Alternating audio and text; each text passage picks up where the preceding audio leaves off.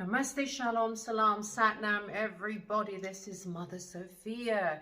Now today I'm going to talk about self-regulation, regulation of self. People think the manifestation is about looking at things all the time, repeating a mantra all the time about what you want. But actually, manifestation and creating the life that you want is by regulating of self. That is regulating your emotions, your output, and your input. We go back to something quite simple. It's like when you're trying to grow a plant. For example, at the moment in my garden, I have this beautiful rose plant that I planted from a baby, which has grown quite large. And I looked at it today and it was covered in flies, green flies, so many. So I've had to spray it with a natural pesticide to get rid of it so it can grow better.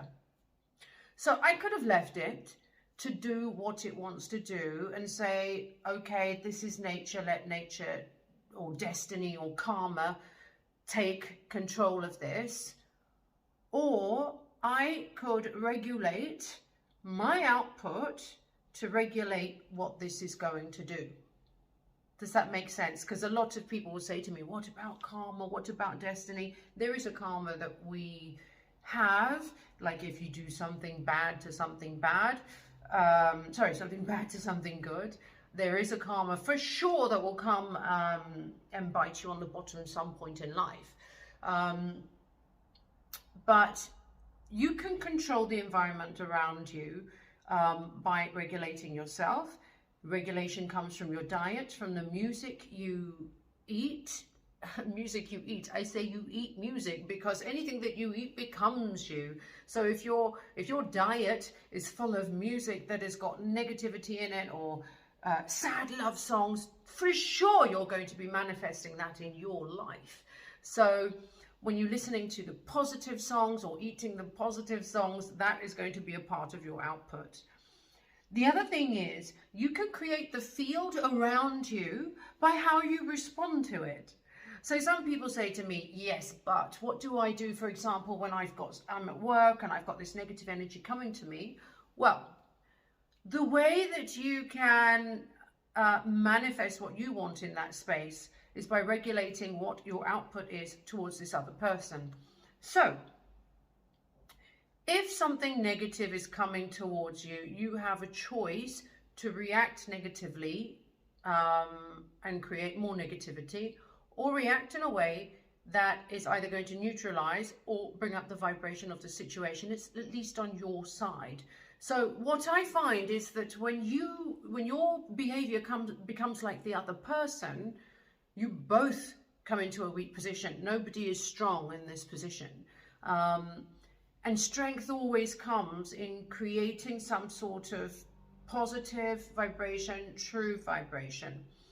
So, for example, I went to court because I had, all of you know, my beautiful temple downstairs. Well, it's been leaking for years, and the company that built it kept repairing it. And in the end, I said, you know what, this isn't working. It's still leaking. And I took them to court, and I didn't have a very good lawyer. I had a really bad lawyer, in fact. It was a no-win, no-fee, and they were terrible. And what happened in court, at one point, when we went for lunch, I went back in to take the file so I could remind myself, because when you go to trial, they will ask you to refer to evidence. And I wasn't briefed by my barrister to say, you know, make sure you know the file. I had no idea that I had to do that because I'd never been to trial.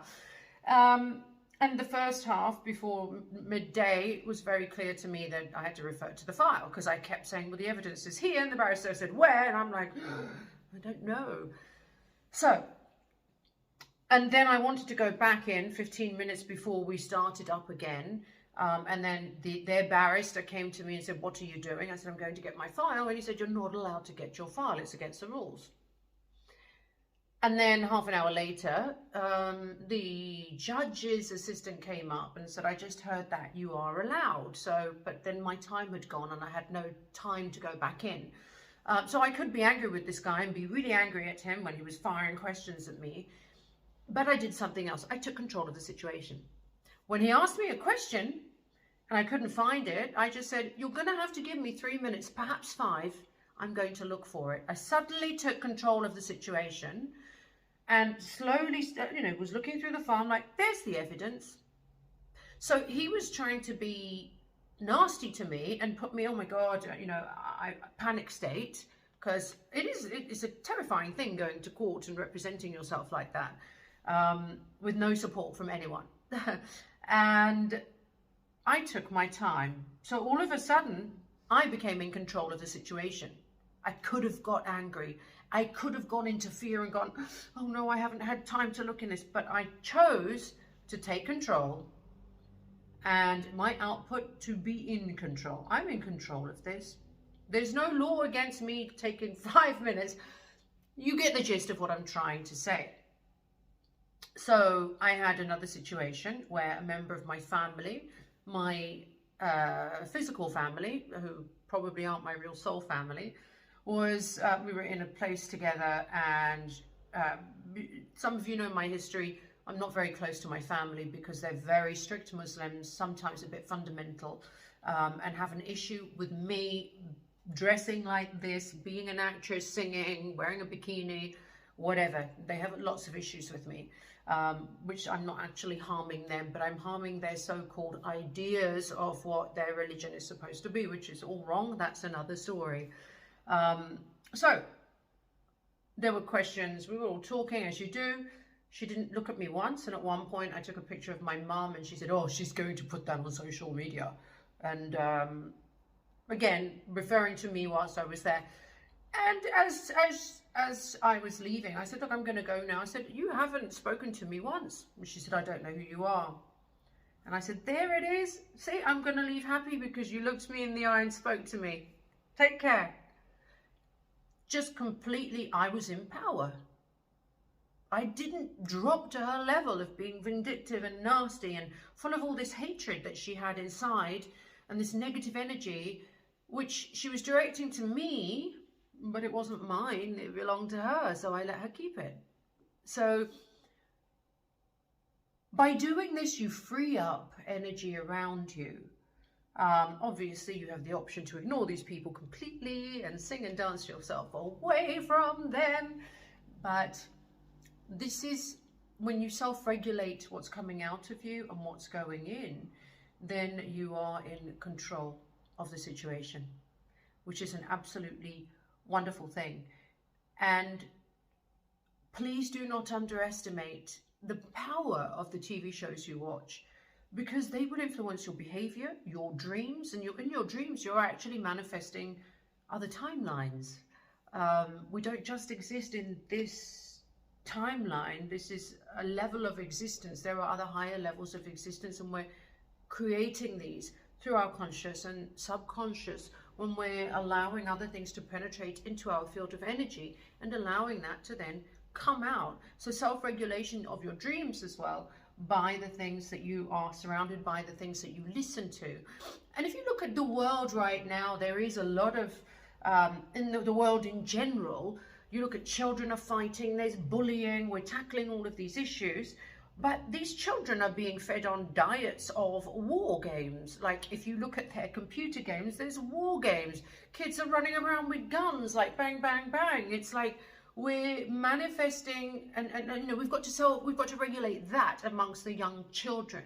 You've got to regulate that in your children as well, so that that doesn't become any part of their behavior or in play. I mean, what a ridiculous thing to shoot somebody with a gun in play and go, oh, bang, bang, you're dead. Oh, it's a form of creation. They're creating something even if it's in play, which is why I don't lend myself anymore to acting, because I actually believe that actors are powerful creators, and when emotion comes into play with creation, we are affecting masses. So I truly believe that they're very sacred people, actors and performers, and that they're being used by other people to create energy that the other people want to create and manifest into the world. That's a fact. So, and then it's under the guise of, oh, you're famous and when you're famous, everybody stares at you and likes you and gives you lots of free things, and then everybody thinks you're beautiful. So it's some form of validation. And where does that validation come from? Why do we need validation? The reason why so many people seek validation is because the truth of who you were taken away from you. That you were made to think you were insignificant. In the schools, they teach you that we are a tiny planet and that we human beings are nothing and that we evolved from apes, which is absolute rubbish. Go do your research, because although we have similarities in DNA to apes, we didn't come from apes. Because if that was the case, why did the apes stop evolving? Why aren't they like becoming human beings right now as we speak? Ask the questions, people. So and also there's, as I say, there's a missing link and there's big jumps in evolution. It's not jumps in evolution. It's the fact that you were born like this with all your memory intact, your DNA intact, and you were made to forget. There was a program of forgetfulness, and right now on this planet, the gods are here. I've met Poseidon. One of my roles is to wake up the gods, and these gods are people you've heard of. They are people and sacred beings, as you are, because their energies, their frequencies flow through you, but they do exist as humans as well. So Aphrodite, I've woken up. The Star of David, who is also a person, I've woken up. Hathor and Bastet, I've woken up. So I have codes to help these people wake up. So when they're awake, their codes are then penetrating into humanity as they remember. So part of this, if we're going deep into why people seek validation from a lover, from outside, from being an actor, a singer, from an award or a certificate, is because you're seeking self, and that has been directed to a different way, a different area. But seeking self doesn't come from outside, and the reason why you're seeking self is because deep down in your soul you know what and who you are, and some of you are starseeds. So that feeling of being a bit lost and confused is just you waiting to discover your own truth, that I'm a Pleiadian, an Arcturian, I'm from Orion, I'm a Lyrian, I'm a Sirian, whatever planet that your original seed came from to come to this earth. That's what you're seeking, and some of you are being led to that, and I bless you on that path. I bless you on that path. And that path isn't long anymore, because there's so many of the major frequency holders, the gods like Aphrodite and Horus, who are the same entity, Bastet, Hathor, who have woken up and who are now singing and dancing to their song. There is a song and a frequency that you were born with. It unites us all. There are the master frequency holders who are the ascended masters who are on this planet. There is proof of this. Travel the world like I have, or watch my videos, and there are temples of Aphrodite or Venus. Venus actually wasn't the true name, by the way. It was always Aphrodite or Horus. The names were changed so the vibration didn't resonate on your soul memory and your soul DNA. So the proof, there are temples all around the world, from India to Egypt to Italy to Spain, wherever you go, London, there are temples that are a reminder, like everywhere. How many temples of Zeus or Aphrodite and Venus from Mexico? They're all there. Even in Mecca, which used to be a ground where the gods once stood, like Isis, you know, which was all made to be forgotten by the evil ones who came from another planet. The Anunnaki, the Greys, and some of those people are Muhammad, who the Muslims love, who was actually part of that negative tribe from another planet to make us forget the truth. And that's all you're doing when you're seeking validation, is the truth. I'm hoping that some of what I've said has woken up some of your ancient DNA and made you remember, children of Gaia. You are powerful, you are strong, you are not insignificant, you didn't come from nothing. You came from divinity. You are powerful, and this earth is a center, a very important center of the entire galaxy, because the sun and the moon and all the other planets, we're all connected. And this is where we seed life.